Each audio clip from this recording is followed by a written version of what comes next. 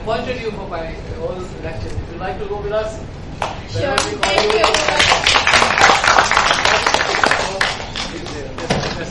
Thank you. All right. So, ladies, you enjoyed? Yes. Enjoyed the lecture? Yes. It was a knowledge Yes. which she really gave you in the very best way. You see, the important thing is that this is the interaction between one another. Unless until you don't interact with people, you cannot learn. We learn by interacting with people. And that is always I say that, look, I could remember that 27 years when I established my organization. In 3 years' time, third year, I started 15 days workshop. And that 15 days workshop used to be in 3 cities and in 5-star hotels. 24 years back. And since then it is being done in 3 cities right now. And then fourth year, I started advanced conference when I got advanced student. And then that advanced conference is being done every month in 5-star hotel till now. Every month, 24 years. Just count in 5-star hotels. And you could imagine the teachers, the experts they are there with me for the last, one lady is for the last 46 years. She is an expert, and you can imagine what would be her condition now. And 16, 17, 18 years. Now they have the opportunity to speak. And I have given them the opportunity to speak. And unless until you don't speak, you cannot become an expert. You cannot speak. So that opportunity, I always say that we must interact to get knowledge.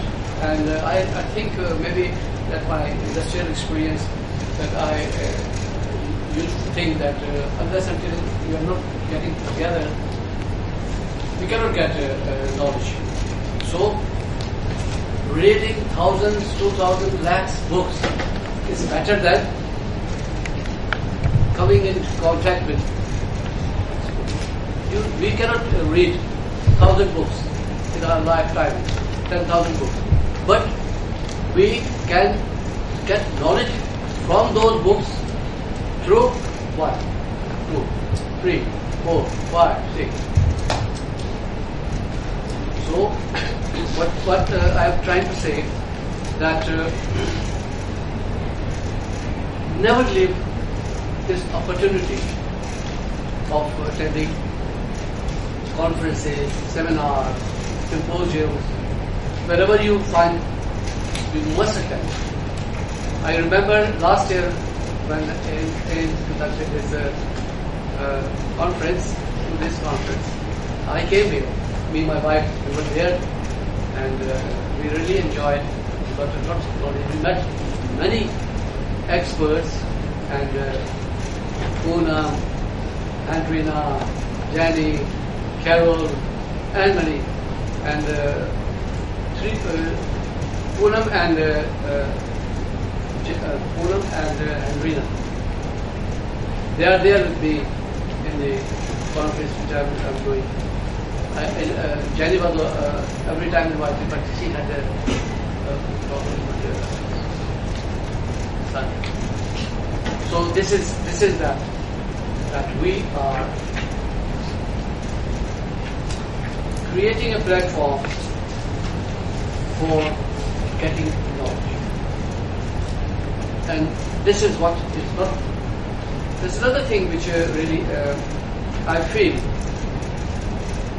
That usually you people do not have now with this modern technology, you do not have the habit of reading books. Alright? Most. Very little.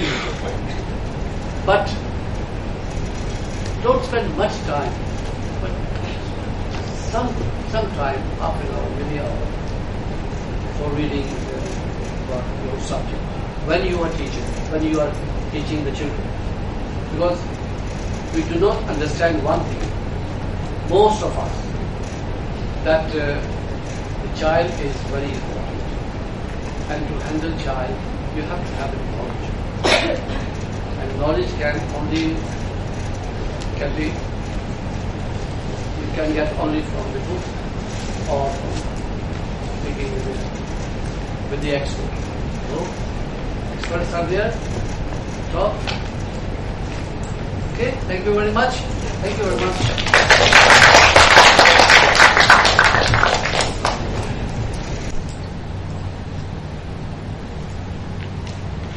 That is so wonderful. Now you know how to open and close the buttons. Let's go and put it back where you found it.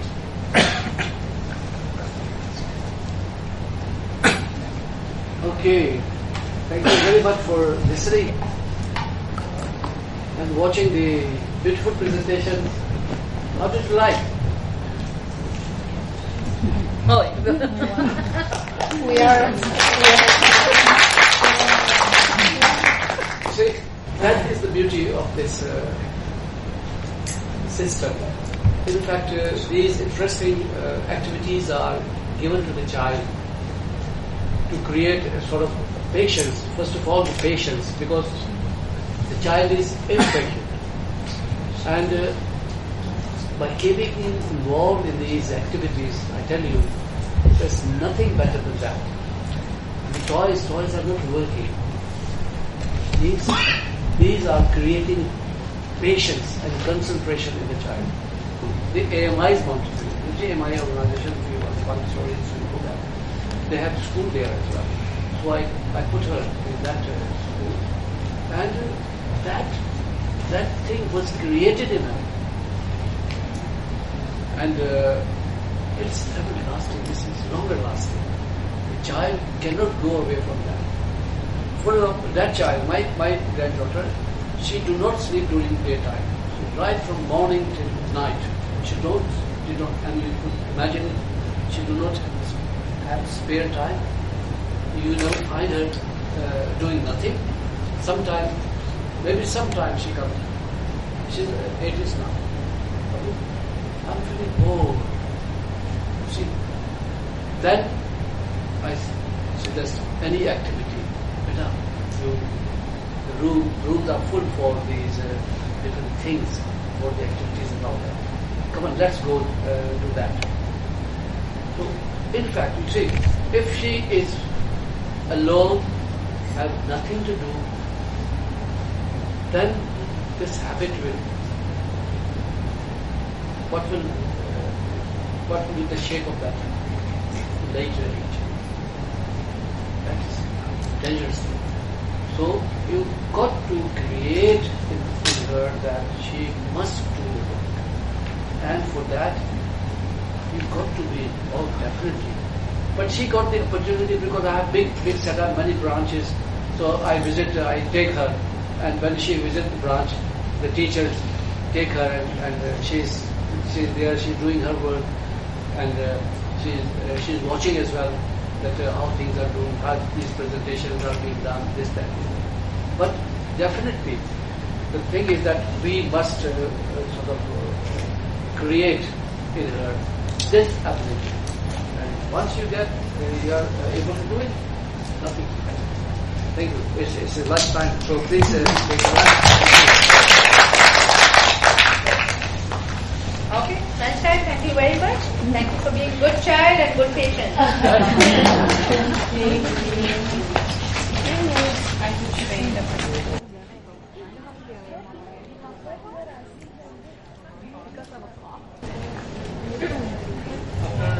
Delicious lunch. It was. And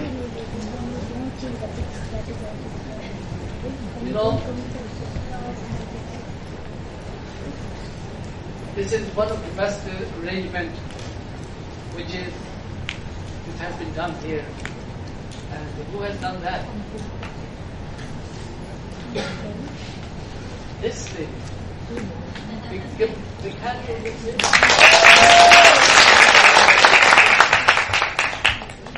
That's lovely. Thank you really very much, Jenny. You did a really good job. I really like it. Okay, now let's start. Let's start the next session, which is a keynote lecture by Jenny Amar, and the topic is cultural effects on Montessori Plays Vital Role, enhances its effectiveness.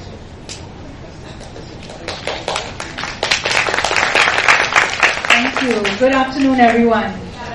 Good afternoon, everyone. See, I get the most challenging crowd. I get the after lunch crowd. All the carbs, the noodles. Everybody's feeling a little tired. Wake up, okay? You gotta be with me for this one. It's a good one, okay? Yes? Whose favorite area of Montessori is culture? Anybody? Personally, one of my favorites. That's why I say this. I love it. It's something that makes, among many other things, of course, but one of the things that you don't really find in other areas, in other systems of education, where they choose to expose children to such topics which, when I start teaching my students, they look a bit, volcano, structure of the earth, really? I did this when I was 17, but we start in preschool.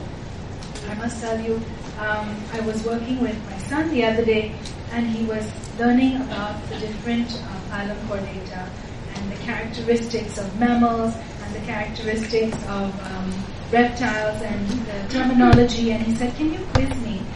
And I said, this is from Montessori. My kids learn this when they're 5 and 4. And he's like, "But I'm 14 and I'm learning it." I said, "We do it there. I'm going to bring that material and do it with you, and you'll see how much easier it's going to get." Okay? So stay with me. No falling asleep, okay? Yeah. All right. So, who can tell me what this is? Has anybody seen this before? Yes. Anyone? Show of hands. Yes? Anyone? It's Maria Montessori's tombstone, her gravestone. Okay? Which is in Holland. And some of you may think, "Oh my God, what a weird place to start a conversation. We start with someone's tombstone. Why? Where is she going? What is going on with her?" If we have to translate what's written here, it translates into, from Italian, "I beg the dear all-powerful children to unite with me for the building of peace in man and the world." This, I want you to just take a moment to think about those words, okay? Just reflect on what she's saying. This was at the core of really what she was trying to achieve. One of the things that she tried to achieve, yes, the education and changing it for children. But this was so much a part of what she wanted to do through her system of education. Now, she was a woman who believed that, she said that true education, when we give children true education, it's an armament of peace. She had lived, just like Ms. Anjum Akhtar told us before, she's lived through 2 world wars, and this is one of the things that upset and disturbed her so deeply. And very, very, ideally, it's such a beautiful goal. She felt that if we start with the children, this is one way that we can end that. There doesn't have to be war. And don't you think every week we switch on our news and what do we see? There's some catastrophe, there's something terrible happening, there's a bomb, it's just so much awfulness out there, right? Now more than ever, this rings true, right? Even if every single one of us takes this away today, we're making a difference. And we're affecting what she wanted us to.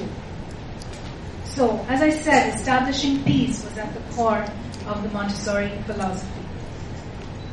Among many of her goals, there's independence, there's freedom, there's education of the senses, intrinsic motivation. But if we can give children that sense of common humanity, that we're all interconnected, we share so much, we connect on so many same levels, they can take that out into the world. And if we start with them, starting from 2, it doesn't get better than that, right? We lay that kind of a foundation with our children. She said that peace, educating children, is the key to the future of peace, if we want to educate children. And the way the whole Montessori system is set up, it is designed to inculcate those values in children.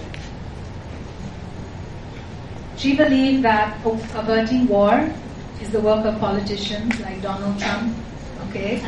But for us, our job is not to sit there and watch the numerous videos of Donald Trump and the numerous memes that are out there, but we can work with the children to establish peace. Have you guys heard of this term? Yes. Hands? How many people? Yes, on this table, everybody's hands must be up. Out there, at least my students' hands should be up, right? Okay? Cosmic education is at the core of Montessori. I know the first time I say this to students who are in my class, and they will stop and they'll think, oh my God, what is she talking about? What is cosmic education? Is this a class that has to do with Stephen Hawking? Or, why? That's not me. I came to learn how to be a teacher. Cosmic education is such a beautiful thing and is so much a part of the way Montessori works. When we work in non-Montessori schools and conventional schools, we start the beginning of the year, very much here in Indonesia, and one of the first themes that we begin with at the beginning of the year is all about me. Have you guys done that, or you've seen your children start with all about me, right? And the child learns my name and my part of my body, then he goes into my town, my house, where do I live? From talking about my house and where do I live, then it goes into my city.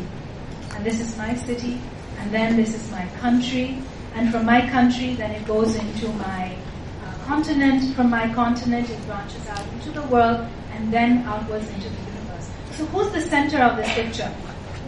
It's me, right? Okay, it all begins from me. The Montessori approach takes it a little bit differently. We start with the creation of the universe. Yeah, her approach to teaching it, and when Anjum does culture tomorrow, one of the last presentations, then she's going to take you through the presentation of the history of the Earth and the prehistoric timeline. And her approach to teach it was the Big Bang theory, that the whole universe was created through the Big Bang, and then, and I'm cutting it short because she'll take you through it in length, and then we have our planet